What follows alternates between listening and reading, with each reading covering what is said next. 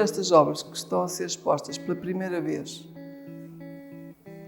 são inéditas e comecei a pintá-las em março de 2020 e terminei na semana passada, em julho de 2021.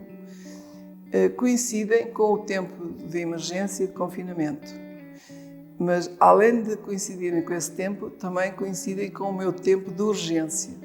Eu sentia uma urgência enorme, profunda, em fugir da situação de ameaça, de medo que me rodeava e que nos atacava todos os dias através de notícias que via na televisão, nos jornais e diretamente, pessoas amigas, algumas delas que morreram e outras que ficaram com grandes problemas físicos. E por isso, eu, para me salvar a mim própria, fechei-me no meu ateliê. E fechei-me no ateliê a trabalhar intensamente, rodeada de jornais, que é sempre uma opção, de revistas, de livros e, sobretudo, de 3 livros que o embaixador João Nunes Barata, que foi embaixador de Portugal em Roma, me ofereceu sobre o restauro da Capela Sistina. E eu, como não pude visitar museus durante estes ano e meio, aqueles livros foram ao meu museu. Ao mesmo tempo, eu reparava que algumas daquelas figuras que eu encontrei em destaque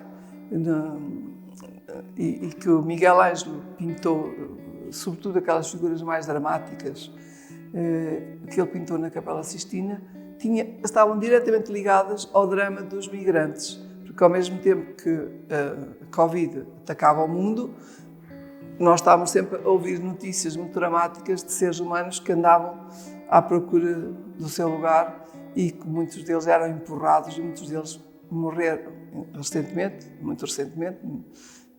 Centenas deles ficaram afogados e outros eram maltratados. E é das cenas que mais me impressiona vê-los em campos de concentração, porque aqueles são campos de concentração sem futuro.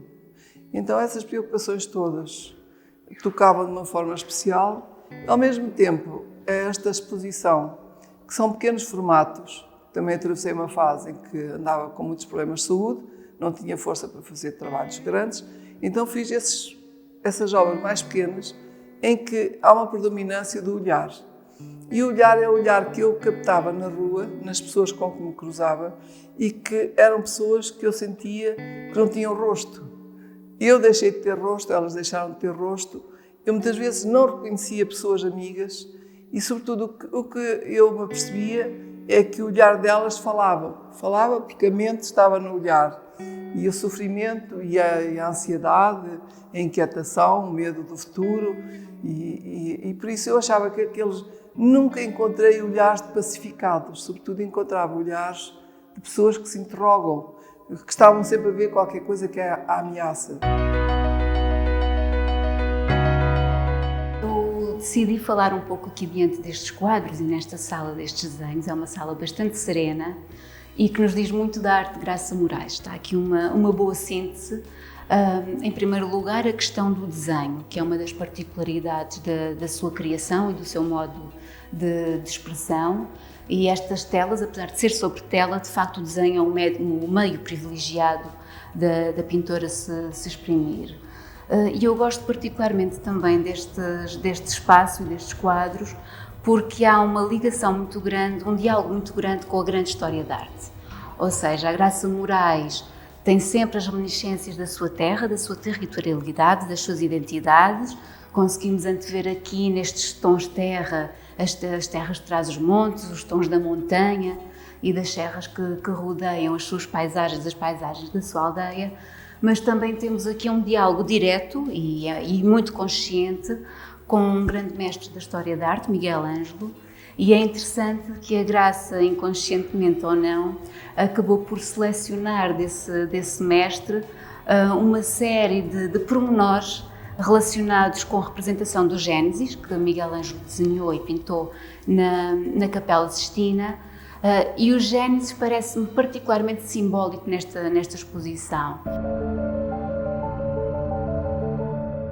Este prazer que eu sinto em olhar para os jornais e querer fazer uma intervenção sobre os jornais nasceu na minha infância.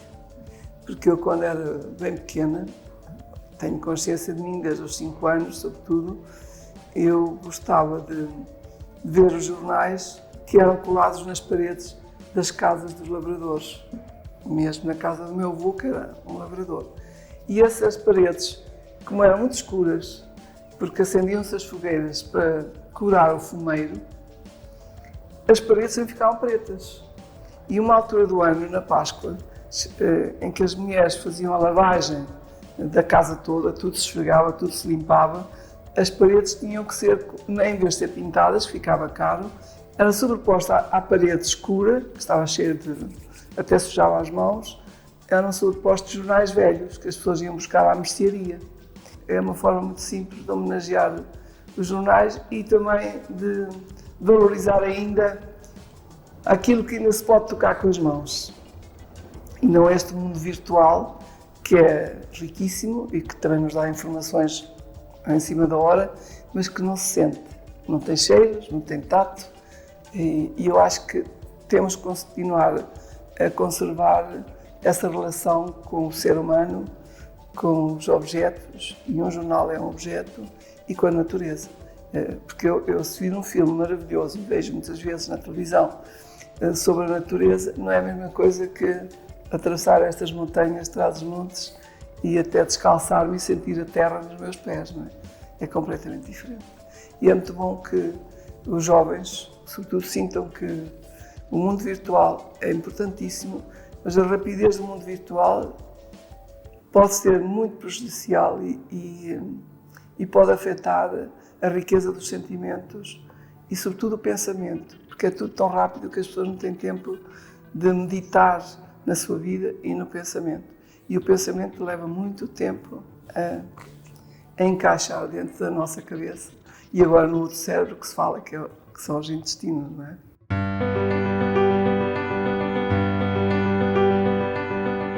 A verdade é que quem viu a exposição anterior, Metamorfoses da Humanidade, e esta, percebe há um conjunto muito particular de relações que tem a ver, obviamente, com a questão humana.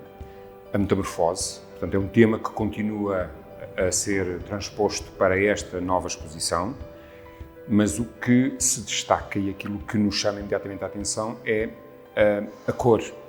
E, portanto, há uma grande diferença, há quase um abuso da cor nestes trabalhos mais recentes relativamente àquilo que foi a exposição e toda a série do trabalho da Metamorfoses da Humanidade. E, portanto, a Graça apostou desta vez muito na cor. Há claramente uma intenção em trazer a cor de volta. Mas a verdade é que a linha que liga depois este conjunto de trabalhos, ainda que a maioria sejam todos eles inéditos e feitos e produzidos em 2020 e 2021, trouxemos também para a exposição obras de 2018 e 2019, mas aquilo que as liga e que as une e aquilo que realmente chamou quando vi pela primeira vez as obras no ateliê foi o olhar das personagens e, portanto, de alguma maneira, há uma linha condutora que é comum em todas as salas, nas 7 salas, precisamente o foco que é a linha do olhar. E esse olhar é muito dispar. Nós vamos encontrar as mais diversas formas de olhar, desde a desconfiança, o medo, o segredo, o espanto.